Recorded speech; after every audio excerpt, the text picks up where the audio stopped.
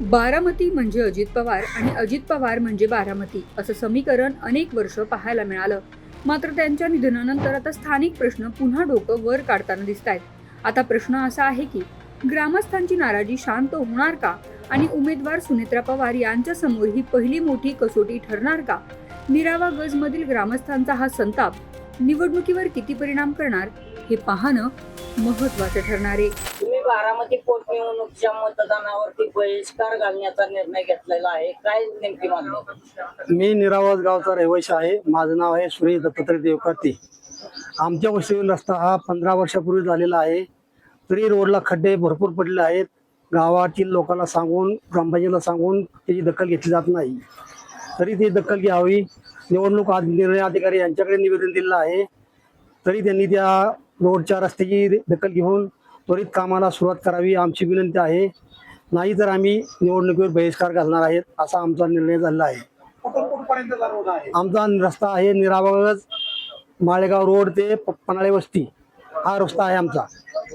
रांगोळ road ते पत्रा वस्ती असा रस्ता आहे.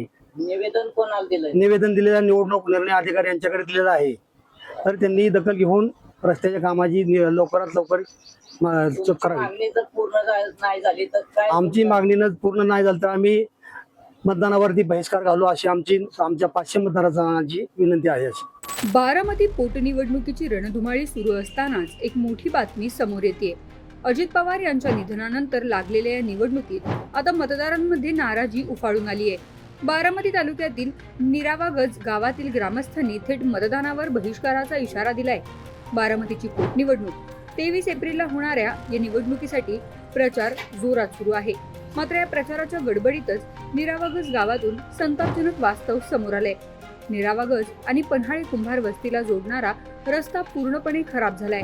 मोठमोठ्या खड्ड्यांमुळे नागरिकांना दररोज त्रास सहन करावा लागतोय. शाळकरी विद्यार्थ्यांनाही मोठ्या त्रासाला सामोरं जावं लागतंय.